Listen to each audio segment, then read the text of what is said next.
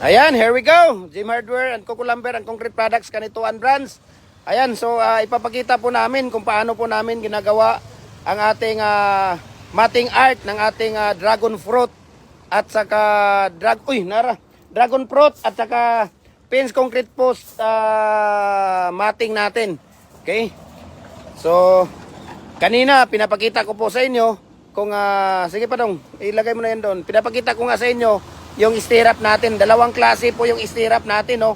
Big Hamis, thank you for watching sa inyo mga idol. Please paki-share po. Okay? So ang ginagawa namin dito, 6 feet na matting art po, no? Depende kung saan gagamitin ito. Pwedeng sa dragon fruit, pwedeng sa pins concrete post natin. Dragon fruit post or sa ating pins concrete post, okay? So dalawang design po yung pinapakita namin kanina, yung sa itong previous video ko ngayon, yung nagla-live ako ngayon lang. Hinihiwalay ko para mas maintindihan ninyo, no? Makikita ninyo, no? Kasi pag isama-sama ko, parang ang daming nagtatanong pa rin, no? Hindi ko kayo isa-isa marireplyan dahil ang dami ninyo, okay? So kanina pinapakita ko ito yung diamond, okay? Yung parang triangle. So ito yung nilalagay namin sa dulo, no? Ito yung dito ibabaon, yung matulis natin na concrete post natin. Ito yung ibabaon kaya hindi siya mataas, no? Hindi siya mataas. Ipapakita ko sa inyo mamaya bakit na parang may nakalawit, okay? May nakalawit na ganito, ayan o, parang ganyan. Diyan kasi ilalagay mamaya yung pangatlo, yung ipapatong siya dyan. So tingnan ninyo mamaya, ipapakita ko sa inyo. Ayan. So ito po yung parang Y natin, na parang triangle na YY siya. Dito po ilalagay yung ating hog wire or barbed wire or yung ating mga cyclone wire, lahat ng mga wire na kung gusto niyo anong gamitin niyo sa pagbabakod. Okay? So, yan po, no? Aaron Alba, thank you for watching. Sio Castro, thank you for watching. So, ganito po ang ating paggawa ng ating matting art. So, ayan, no? Jim Hardware. Ayan, Jim Hardware, ang Kukulamber and Concrete Products, Kanituan Brands. Ayan, kung makikita ninyo, ang dami natin, okay? Dami natin doon, no? Ng mga pins, concrete post, dragon fruit post natin. Ayan, no? Kung makikita ninyo, nandyan sa harap. Culvert, ang dami nating culvert, ay ang dami nating stock ngayon. Makikita ninyo, ang dami dyan.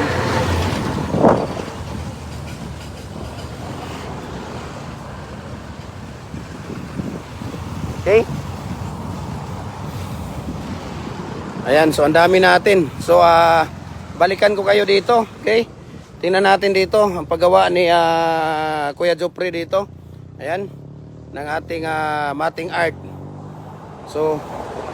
So ganito po, no? Nilalagay natin yung matting art, no? Kung gusto ninyo matibay na dragon fruit post, pins concrete post na matibay at maaasahan, no?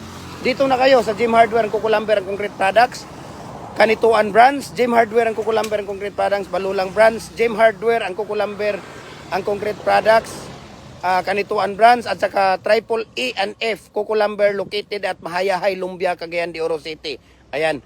So, papakita natin mamaya-maya kung paano namin ilalagay yung pangatlo, no? Yung pangatlong deform bar or rebar natin, no?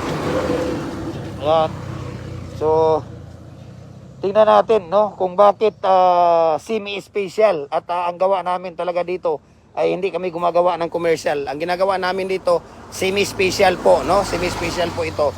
Kaya tingnan ninyo, okay?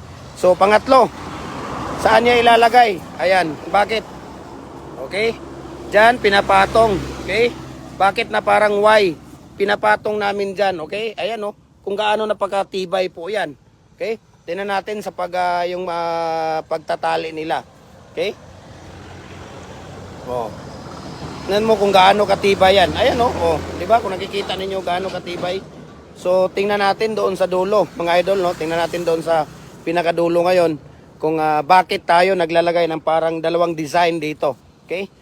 Nilalagay natin yung dalawang design dito para po ito ay ipapatong natin. Ayan, o, di ba? Nakapatong na po yan siya. Para rest assured na yung ating matting at ang ating poste pag nagawa na quality at matibay, no? So, yun po mga idol, no? Ano pang hinihintay ninyo? Kung concrete post, fence, dragon fruit post ang hinahanap ninyo, walang iba ang magbibigay dito sa atin sa Cagayan de Oro kung hindi Jim Hardware, ang Kukulamber, ang Concrete Products, Kanituan Brands po. Okay? Triple A and F, Kukulamber, and Concrete Products. Okay? Nandoon sa Lumbia po yung ating brands natin. Okay?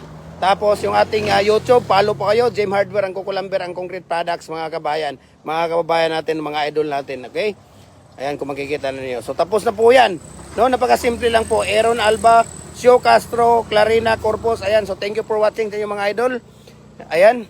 So, gawa ka pa ng isa dong. Dahil mag-UOC daw siya. Gusto na niya mag-UOC. So, pagawa natin siya ng isa para makita natin kung talagang paano ginagawa, no? 1 feet po yan mga idol, no? Every 1 feet po. Yung bandang dulo dito nasa mga 6 inches lang to dong ba? Dito dong ba? 6 inches tapos 1 feet. Yung pinakadulo doon 4 inches po yun. 3 inches dong, no? Diyan? 3 inches or 2? 2 inches ba? 4?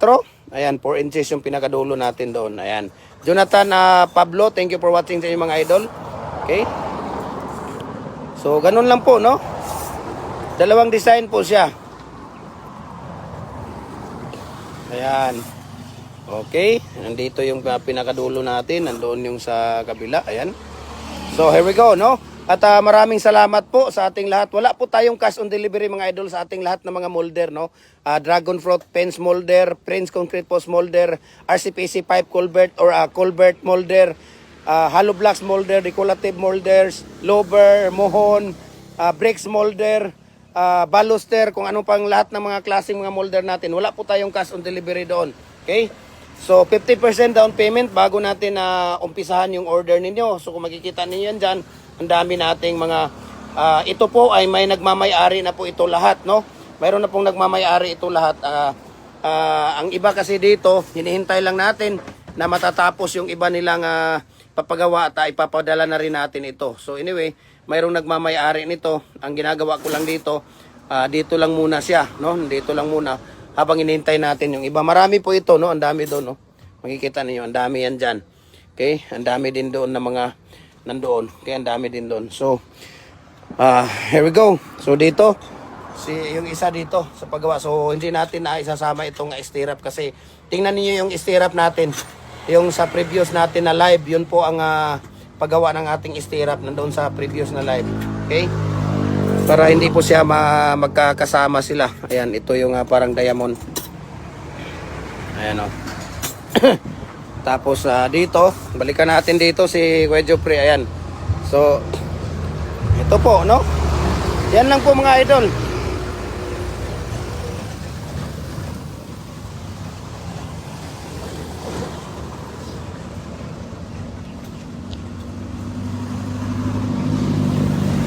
Maria Ong, thank you for watching sa inyo po.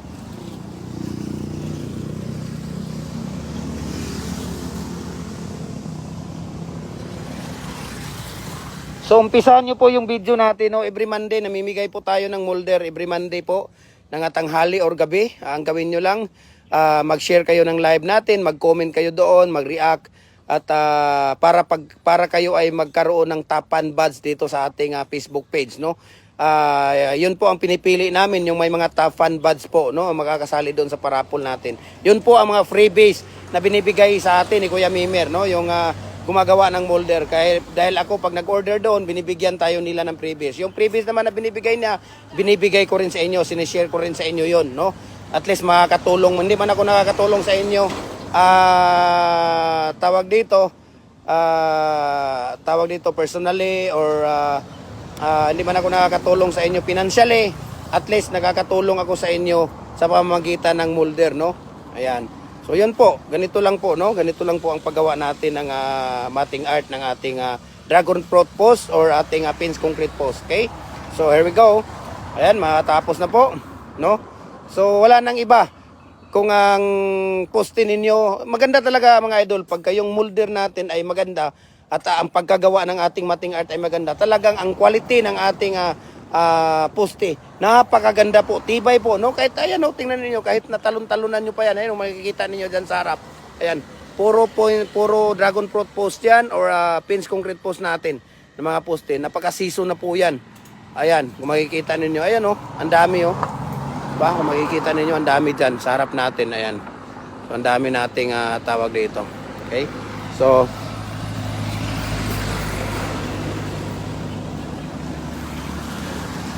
tingnan natin na matapos ito. At ang ating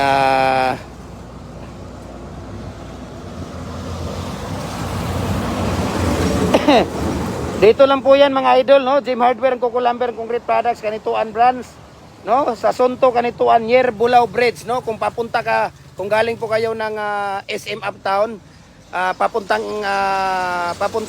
Ipunan po siya bago mag-bridge ng Ipunan, no? Sa kaliwa nga side po. Galing kayo ng Ipunan, lagpas kayo ng bridge ng Ipunan, sa kanan naman siya. Ayan, maraming salamat. God bless po sa ating lahat. Ayan, Emilito Mendoza, Harabi, thank you for watching po sa inyo mga idol. Ayan, God bless and mabuhay po tayong lahat.